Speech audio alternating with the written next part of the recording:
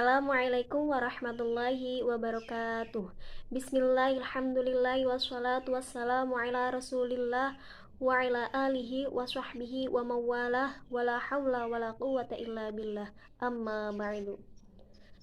Saya Siti Jumaroh dan rekan saya yaitu Istihatul Aini mengucapkan minal aizin wal faizin, mohon maaf lahir dan batin.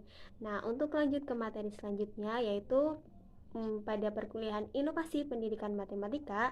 Di sini kelompok kami akan membahas mengenai inovasi pembelajaran kompetensi. Adapun pokok bahasan yang akan kelompok kami sampaikan yaitu yang pertama, pengertian inovasi pembelajaran kompetensi. Yang kedua, prinsip pembelajaran kompetensi. Dan yang ketiga, karakteristik pembelajaran kompetensi. Dan yang terakhir yaitu pengelolaan pembelajaran kompetensi. Langsung saja ke pemateri yang pertama yaitu Istihatul Aini yang akan menjelaskan poin pertama dan poin yang kedua. Kepadanya saya persilahkan. Terima kasih kepada moderator. Di sini saya akan menjelaskan mengenai pengertian inovasi pembelajaran kompetensi dan juga prinsip pembelajaran kompetensi. Nah, pengertian inovasi pembelajaran kompetensi ini dibagi menjadi tiga, yaitu inovasi, pembelajaran, dan juga kompetensi. Nah, inovasi adalah suatu ide, kejadian, barang, metode yang dirasakan atau diamati oleh individu atau sekelompok orang atau masyarakat, baik itu berupa hasil, berupa investasi maupun discovery. Yaitu tentang pembelajaran. Dalam instruksional, pembelajaran ini mempunyai banyak sekali pengertian dalam dunia pendidikan. Nah, dalam pembelajaran kompetensi, pembelajaran ini subjek utamanya adalah siswa atau sebagai peranan utama. Sedangkan dalam implementasi KB, pembelajaran ini tidak menghilangkan kata-kata yang untuk mengajar karena dalam implementasi KB ini secara konseptualnya pembelajaran bermakna ya berarti membelajarkan siswa. Sedang yang ketiga yaitu kompetensi. Kompetensi dapat diartikan sebagai kemampuan dasar yang dilakukan oleh siswa dalam tahap pengetahuan, keterampilan, dan juga bersikap. Kompetensi ini memiliki tujuannya yaitu menuju pada sasaran atau target. Yang ketiga yaitu kompetensi. Kompetensi adalah kemampuan dasar yang dilakukan oleh siswa dalam tahap pengetahuan, tahap keterampilan, dan juga bersikap. Nah, kompetensi juga dapat diartikan sebagai sasaran atau target. Jadi, pengertian dari inovasi pembelajaran kompetensi adalah suatu ide atau kejadian yang melalui usaha siswa dalam mencari bahan pembelajaran yang menekankan pada kemampuan dasar yang melalui tahap pengetahuan, keterampilan, dan juga bersikap juga ditekankan tercapainya sasaran serta target tujuan pembelajaran. Menyusun pembelajaran kompetensi ini mempunyai 3 aspek yang harus dilakukan oleh siswa. Yang pertama adalah kompetensi dasar atau kemampuan dasar, yang kedua materi pokok, dan juga yang ketiga yaitu indikator. Kemampuan dasar atau kompetensi dasar ini merupakan tujuan pembelajaran dari materi yang akan diberikan kepada siswa sesuai dengan taksonomi Bloom yang disampaikan melalui kata-kata operasionalnya yang bersifat umum yang disesuaikan dengan tingkat kemampuan dasar dari mulai tingkat pengetahuan rendah, menengah, dan juga tinggi, seperti pengetahuan, kemampuan, penerapan, analisis, sintesis, dan juga evaluasi. Adalah materi pokok. Materi pokok merupakan materi pelajaran yang dipelajari oleh siswa dalam bentuk penjabaran subpokok dari awal semester hingga akhir semester secara terstruktur. Hal ini kita dapat melihatnya yaitu dari silabus yang telah ada pada masing-masing mata pelajaran. Hal ini juga telah dikembangkan oleh guru bidang studinya masing-masing. Yang ketiga yaitu indikator. Indikator ini dikembangkan sesuai dengan kemampuan dasar yang sesuai juga dengan materi yang sedang dipelajari, menggunakan kata kerja operasional yang sesuaikan dengan tingkat berpikir siswa. Juga memiliki beberapa syarat. Yang pertama, memiliki ciri tujuan yang dapat diukur, memiliki kata kerja operasional yang dapat diukur. Yang ketiga, berkaitan erat dengan materi yang diajarkan. Dan terakhir yaitu dapat dibuat 3-5 butir soal sesuai indikator. Kita ke pembahasan yang kedua, yaitu prinsip pembelajaran kompetensi. Prinsip pembelajaran ini merupakan hal-hal yang mendasari atau sebab-sebab terjadinya belajar. Dengan kata lain, tanpa adanya prinsip pembelajaran, maka pembelajaran ini tidak akan terjadi secara efektif dan keberhasilannya juga tidak sesuai dengan harapan. Menurut Gordon and Fuss dan Voss tahun 2000, efektivitas ini berkaitan dengan suasana belajar yang menyenangkan, yaitu menciptakan kondisi terbaik untuk belajar, menciptakan berpikir yang kreatif, kritis dalam menginternalisasi siswa, dan diberi rangsangan untuk mengakses materi pembelajaran. Beberapa prinsip dalam pembelajaran kompetensi. Yang pertama, proses pembelajaran kompetensi dalam kreasi lingkungan untuk membentuk atau mengubah struktur kognitif siswa. Tujuannya yaitu untuk membentuk pengalaman belajar siswa dari bentuk latihan-latihan yang sesuai fakta, karena struktur kognitif siswa itu dapat tumbuh dan berkembang melalui pengalaman belajar siswa. Oleh karena itu, dalam pembelajaran kompetensi, aktivitas siswa ini dituntut secara penuh untuk mencari dan menemukan sendiri. Yang kedua yaitu berhubungan dengan tipe-tipe pengetahuan, maka terdapat tipe pengetahuan fisik, pengetahuan sosial, dan juga pengetahuan logika menurut Bruchwell tahun 1980. Pengetahuan fisik adalah pengetahuan akan sifat-sifat fisik dari suatu objek atau kejadian, dari bentuk, besar, kecil, serta bagaimana objek itu dapat berinteraksi dengan antara satu dengan yang lainnya. Nah, pengetahuan fisik ini dapat diperoleh secara penerapan langsung. Contohnya, anak itu memegang batu dan juga memegang kain sutra. Nah, anak itu telah mempelajari bahwa batu ini bersifat keras dan kain sutra bersifat halus. Pengetahuan sosial. Pengetahuan sosial ini berhubungan dengan perilaku individu dalam suatu sistem sosial atau hubungan antar manusia yang memengaruhi interaksi sosial. Pengetahuan tentang aturan, moral, nilai, bahasa, dan lain sebagainya. Pengetahuan logika. Pengetahuan logika ini berhubungan dengan berpikir matematis, yaitu pengetahuan yang dibentuk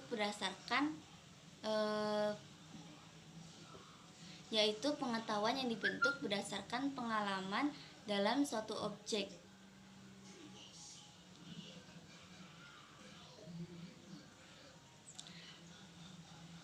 Pengetahuan logika ini berhubungan dengan berpikir matematis, yaitu pengetahuan yang berkaitan dengan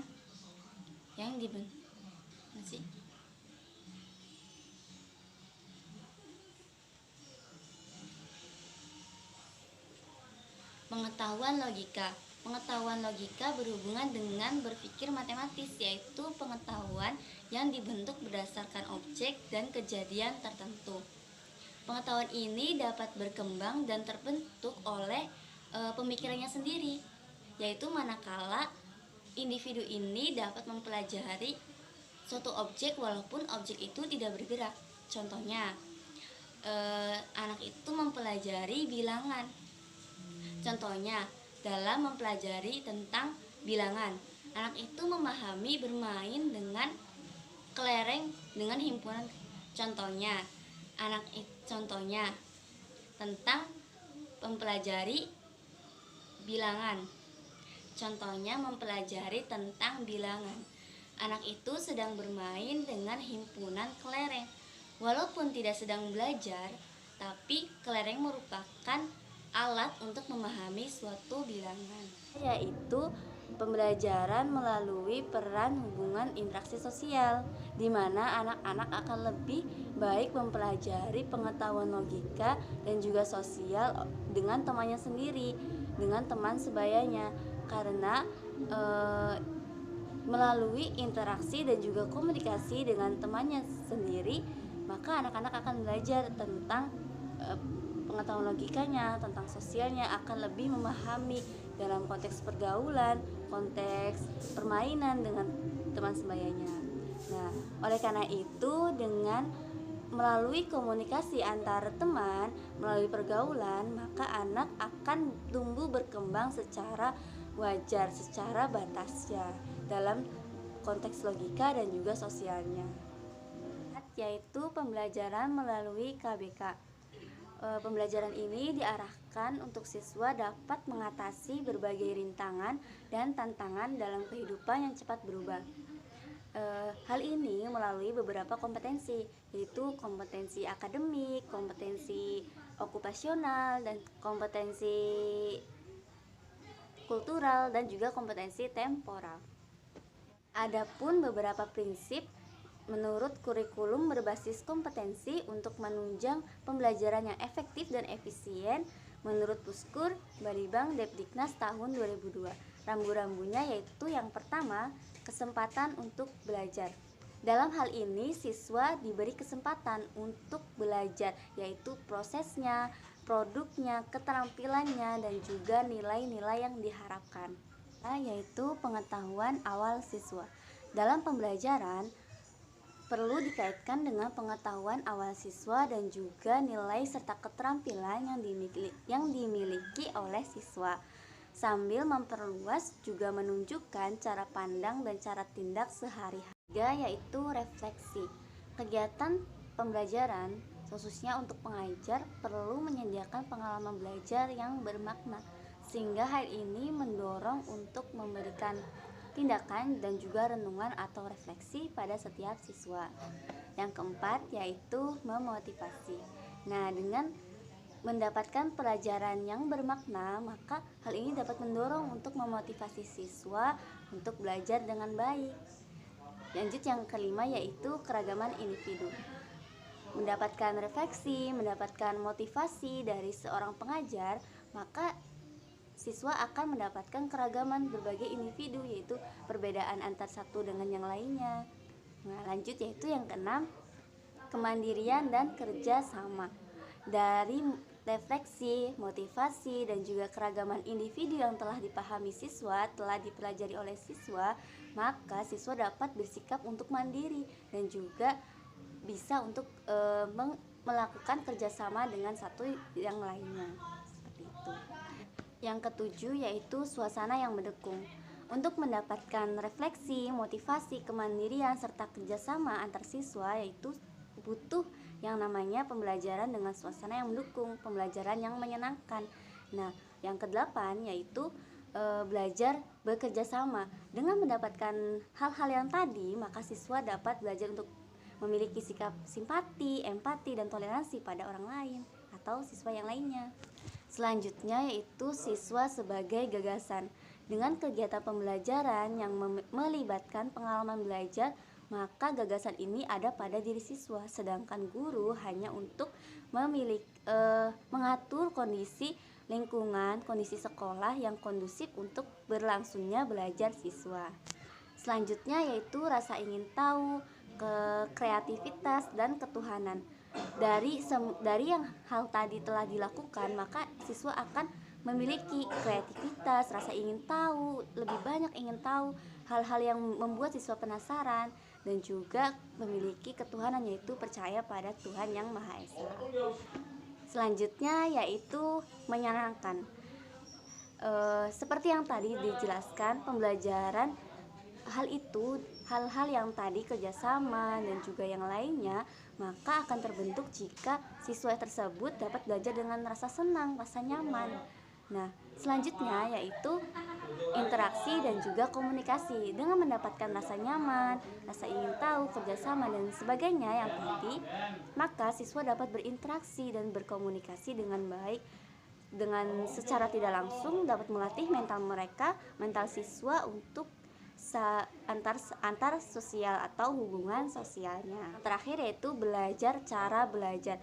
Pembelajaran kompetensi ini memerlukan keterampilan belajar sehingga siswa dapat melakukan keterampilan bagaimana cara belajar yang baik dan benar.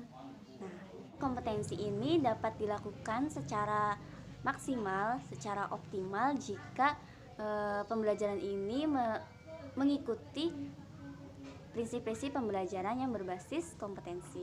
Berikut ini menurut Sukma Dinata prinsip-prinsip ada juga. Nah, dalam ini juga terdapat prinsip-prinsip pembelajaran kompetensi menurut Sukma Dinata tahun 2004.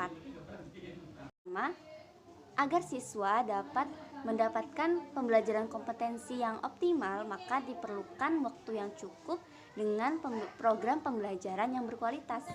Yang kedua, yaitu setiap siswa memiliki kesempatan untuk belajar tanpa memperhatikan latar belakang dan pengalaman mereka.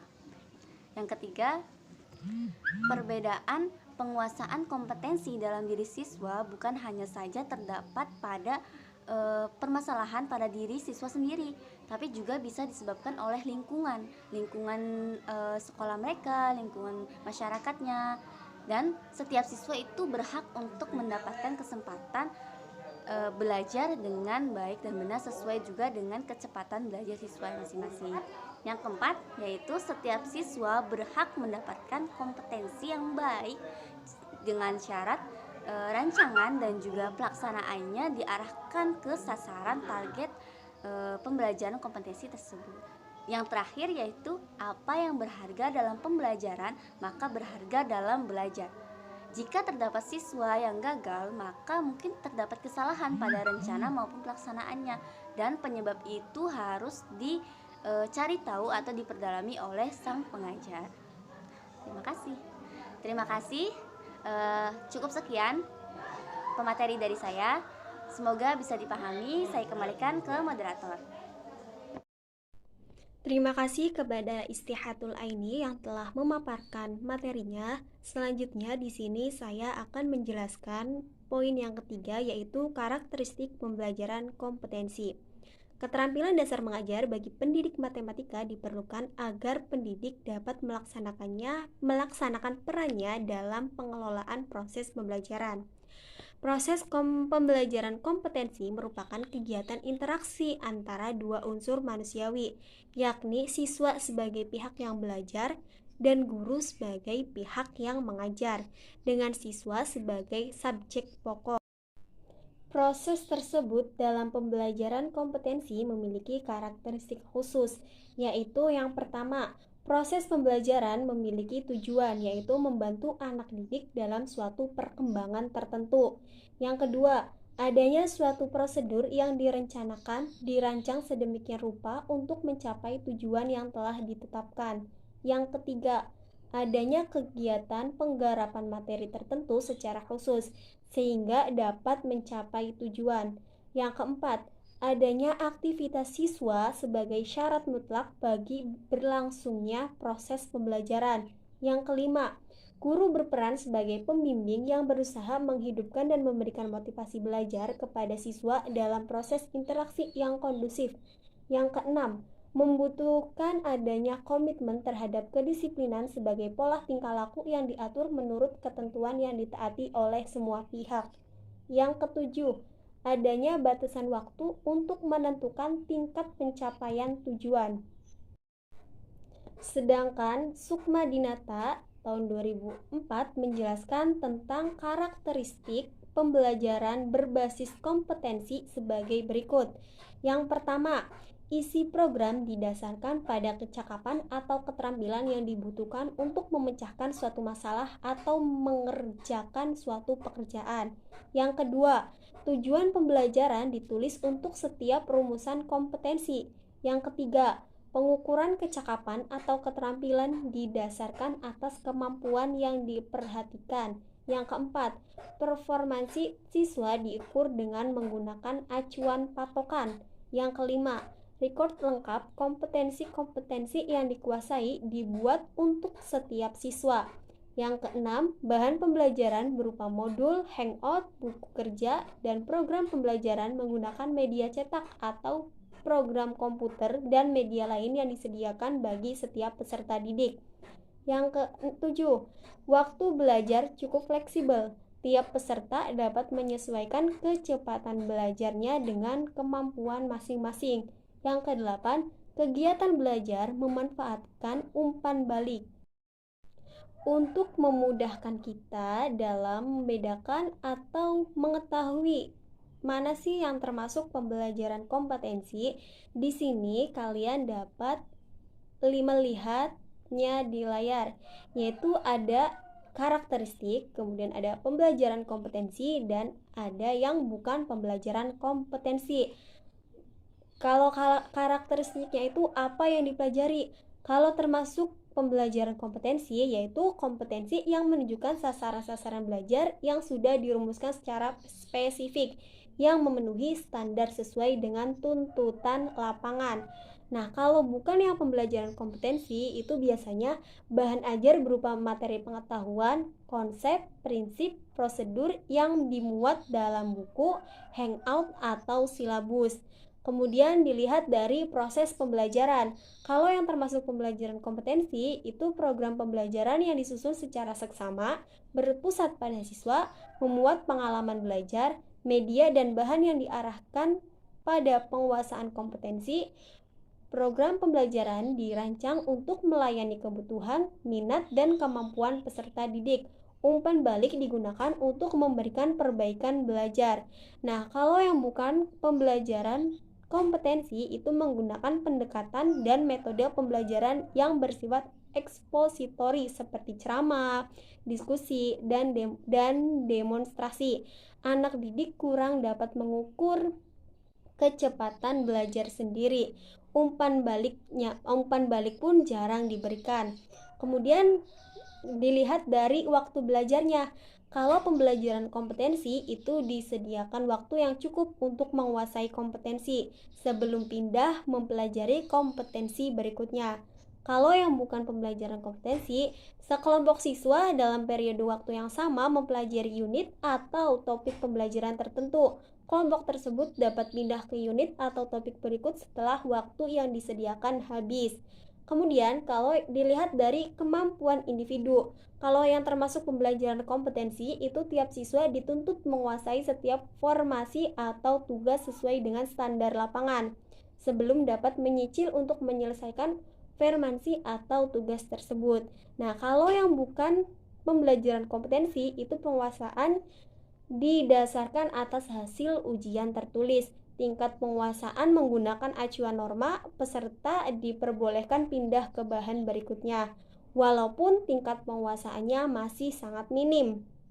Nah, dilihat dari makna pembelajaran, kalau yang termasuk pembelajaran kompetensi itu mempersiapkan anak didik memiliki daya antisipasi dan aklimasi dalam menghadapi kehidupan yang penuh tantangan, persaingan, dan kompleksitas di era globalisasi.